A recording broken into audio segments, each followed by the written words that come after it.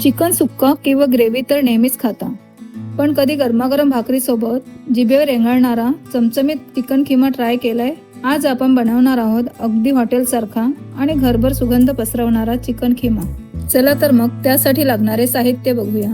अर्धा kilo chicken keema, बारीक चिरलेला कांदा, किसलेलं खोबरं, आले लसूण पेस्ट, टोमॅटो प्युरी, धने पावडर, हळद, लाल तिखट, काश्मीरी मिरची पावडर, चवीनुसार मीठ, तेल आणि खडे मसाले.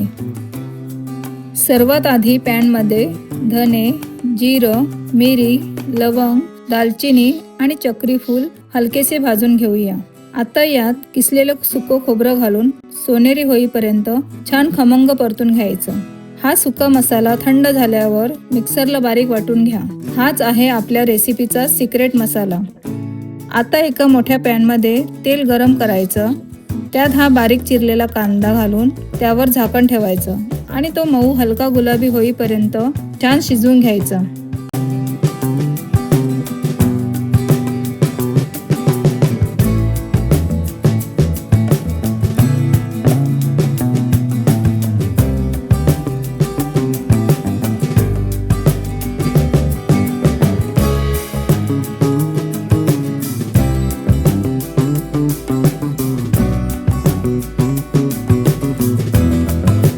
कांदा छान मऊ झाला की त्यात वाटलेली टोमॅटोची पेस्ट,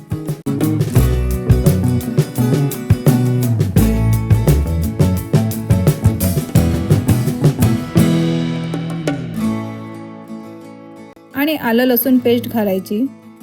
मसाल्यांचा कच्चा वास जाईपर्यंत आणि कढईने छान तेल सुटेपर्यंत हे मंद आचेवर परतून घ्यायचं.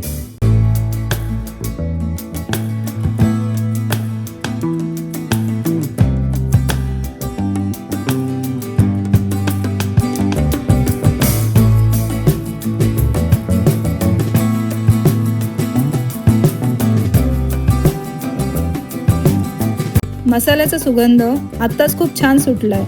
आता यात घालूया हळद, रंगांसाठी आणि झणझणीतपणासाठी काश्मीरी मिरची पावडर, लाल तिखट आणि धणे पावडर. सर्व मसाले तेलात व्यवस्थित एकजीव करून घ्यायचे.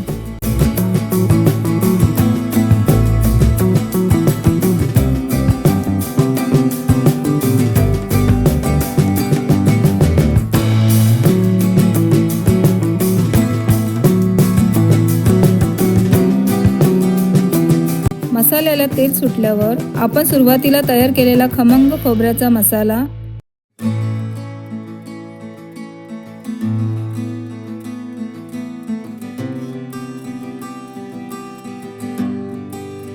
आणि चवीनुसार मीठ घालायचं. हा मसाला घालताच खिम्याला जी अप्रतिम चव आणि रंग येतो ना, विचारूच नका.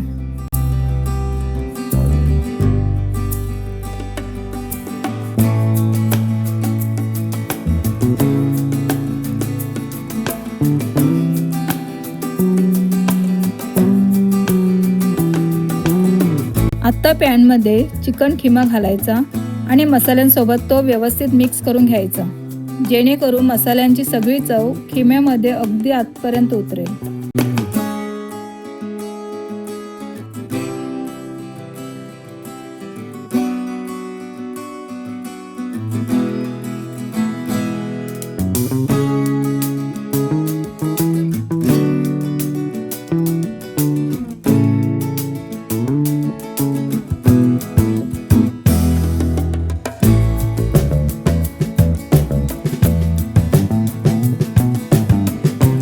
खिमा छान परतून झाला की त्यात गरजेनुसार थोडं पाणी घालायचं.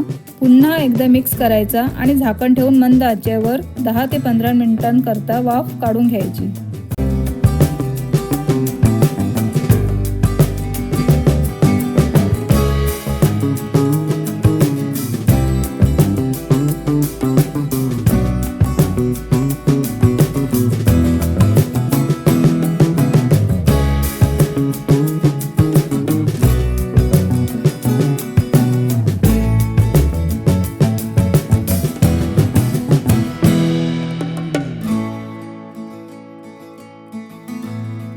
वाव, पहा आपला चमचमीत खिमा अगदी तयार आहे.